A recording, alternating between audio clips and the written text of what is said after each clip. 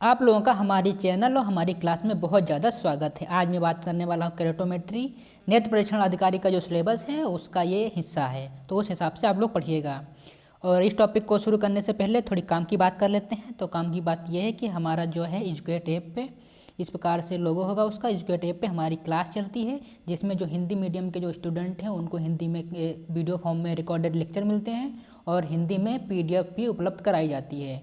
और जिसको भी लेना है तो वो इस नंबर पर व्हाट्सअप कर सकता है। ये बैच की जो फीस है वो 799 है। ठीक है, तो आप लोग मैसेज करिएगा और आप लोग उसमें बता दीजिएगा कि हमको बैच लेना है, तो आप लोगों को ऐप का लिंक और QR भेज दिया जाएगा और बता दिया जाएगा। क्लासरूम ID आप लोगों को दे दी जाएगी और आप लोग ऐप पे जाके ज्वाइन कर लीजिएगा। तो अब चलिए काम की बात कर लेते हैं। अपना ये टॉपिक केरेटोमेट्री के बारे में बात कर लेते हैं। केरेटोमेट्रिक देखिए, वैसे केरेटोमेट्रिक मैनुअल होती हैं और ऑटोमेटिक भी होती हैं। तो इसमें क्या है, ये दोनों जो केरेटोमेट्री आप लोगों को दिखाई देती है ना, ये दोनों मैनुअल हैं।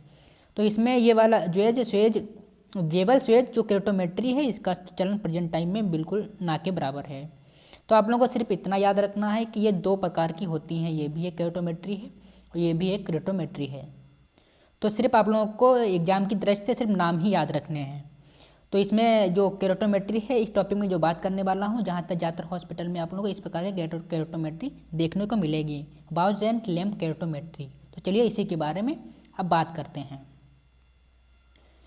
अब इसके क्या करते हैं, इसके पार्ट के बारे में बात कर लेते हैं। आप लोग इमेज देख रहे होंगे, यहाँ पे सारे पार्ट लिख दिए गए हैं। Head rest, chain rest, horizontal noob, vertical noob, lock, chain height noob और केरेटोमीटर हाइट नॉब। ठीक है, तो ये वाला इसमें इमेज में देख लीजिए, ये वाला होता है हेड रेस्ट। हेड रेस्ट का मतलब होता है जो पेशेंट का जो जो जो माथा होता है, तो माथा इस प्रकार से यहाँ पे सटाया जाता है। तो जिससे क्या होता है, जो यहाँ से जो ऑपरेटर है केरेटोमेट्री का, वो यहाँ से देखता है, तो जिससे उसके जो फोकस हो बिल्कुल सेंटर पे, बिल्कुल उसकी आँख पे ही फोकस बने, उसके लिए बिल्कुल यहाँ चिपकाया जाता है। और चेन वाला जो सेक्शन है यहाँ पे ठोड़ी रखी जाती है। इस प्रकार जो घेरा होता है घेरे के अंदर ही होना चाहिए, जिससे फोकस करने में कोई दिक्कत ना हो। अब बात कर लेते हैं, ये वाले गोले दिख रहे होंगे इस प्रकार से, ये इससे क्या होता है, वर्टिकल नोब क्या होता है, इसे रीडिंग नोट की जाती है। और इधर वाला ये वर्टिकल हो गया, उधर वाला हॉरिजॉन्टल हो गया। राइट हैंड वाला जो वर्टिकल होता है और लेफ्ट हैंड वाला हॉरिजॉन्टल होता है।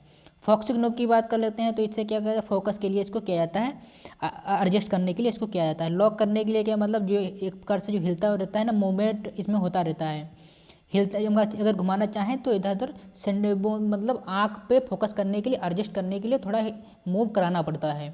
तो जहाँ पे मूवमेंट बिल्कुल इसका फोकस बिल्कुल आँख पे हो जाए तो वहाँ पे ये लॉक कर दिया जाता है, जिससे ये केरेटोमेट्री हिले ना, मूवमेंट ना हो इसका, तो फोकस हो और अच्छी सी रीडिंग आए।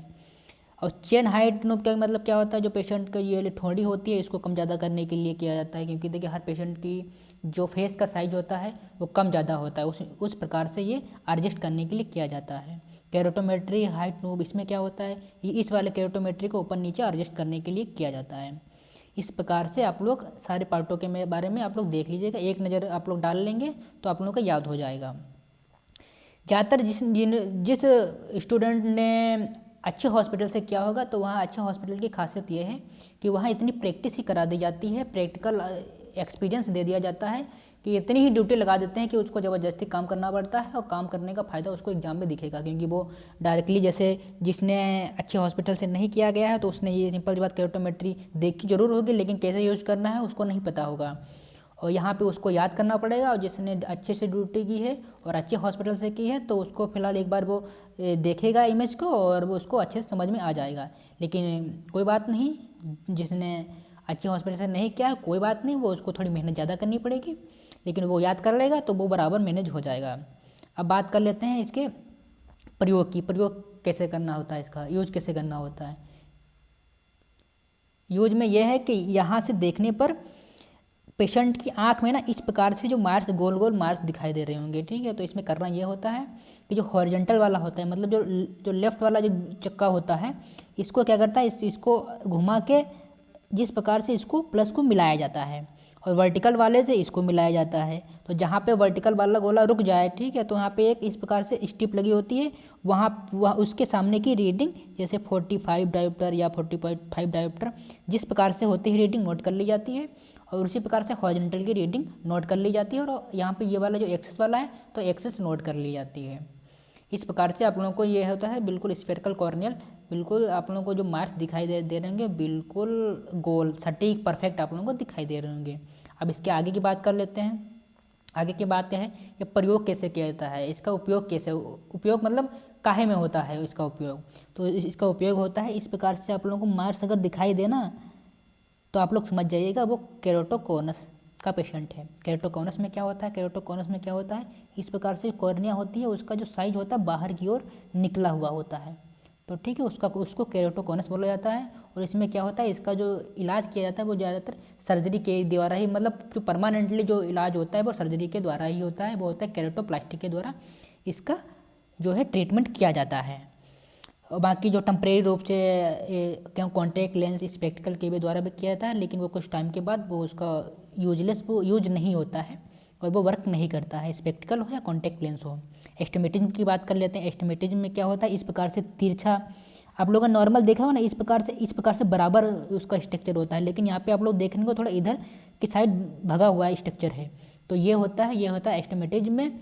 और इसमें क्या होता है, इसका जो एस्टिमेटिज्म इस प्रकार से अगर आप लोग को मार्क्स दिखें तो आप लोग क्या करिएगा कि यहाँ पे जो होता है जो केरोटोमेट्री हो तो इसको साइड में घुमा लिया जाता है, जिससे क्या होता है कि इसको जो रीडिंग लेने में जो प्लस वाला जो पॉइंट है वो आमने सामने आ जाए, माइनस वाला पॉइंट है वो आमने सामने आ जाए, मतलब वर्टिकल वाला हॉरिजॉन्टल वाला, जिससे रीडिंग लेने में कोई दिक्कत ना हो। तो सिंपल सी बात है, अगर आप इस प्रकार से मार्क्स देखेंगे तो इसमें होता है 42 डायोप्टर से ऊपर होता है तो वो केरोटोकोनस में काउंट किया जाता है। तो आप लोग मार्क्स देख के बता सकते हैं कि केरोटोकोनस है कि एस्टिमेटिज्म है। अब बात कर लेते हैं इसका प्रयोग काहे काहे में किया जाता है। इसका प्रयोग किया जाता है केरोटोमेट्री का कॉन्टैक्ट लेंस फिटिंग के लिए भी किया जाता है, ठीक है। IOL पावर कैलकुलेशन के लिए किया जाता है। आप लोगों ने देखा होगा जब ऑपरेशन किया जाता है उससे पहले केरोटोमेट्री की जाती है। अब तो ज़्यादातर मैनुअली कर देते हैं, लेकिन बहुत ज़्यादा जब करना होता है संख्या में होता है तो फिर केरोटोमेट्री का भी प्रयोग किया जाता है। केरोटोमेट्री में IOL जो उसकी जो लेंस की पावर होती है उसको कैलकुलेशन करके निकाला जाता है, जो मोतियाबिंद का ऑपरेशन होता है कैटेट का।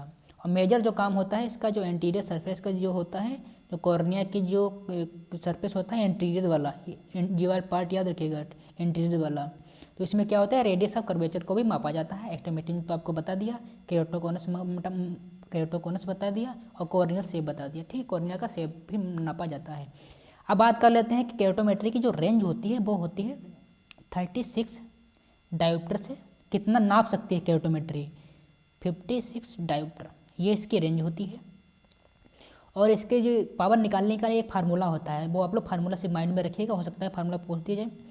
पावर डायोप्टिक पावर निकालने के लिए n-1 इंटू आर का मतलब यहाँ पे ये होता है, देखिए डायोप्टिक पावर निकालने के लिए ये होता है, आर का मतलब होता है रेडियस ऑफ कॉर्निया, एन का मतलब होता है इंडेक्स ऑफ कॉर्निया। यहाँ पे एक लिख लीजिए, या आप लोगों को कहीं देखा होगा आप लोगों ने रिफ्रैक्टिव इंडेक्स ऑफ एयर, उसकी जो वैल्यू होती है वो एक ही लिखी होती है, तो कहीं आप लोगों को कहीं कहीं पे n1 - n2 दिखा होगा, ठीक है। तो यहाँ पे क्या होता है इंडेक्स कॉर्निया का इंडेक्स और जो एयर होती है उसका इंडेक्स बोला जाता है, लेकिन उसकी जो वैल्यू होती है वो एक ही होती है। तो ज़्यादातर आप लोगों को इस प्रकार से भी देखने को मिलेगा, इस प्रकार से जो डायोप्टिक पावर है वो कैलकुलेट की जाती है। उम्मीद है आप लोगों का ये लेक्चर अच्छा लगा होगा और मिलते हैं किसी अगले वीडियो में, तब तक के लिए नमस्कार।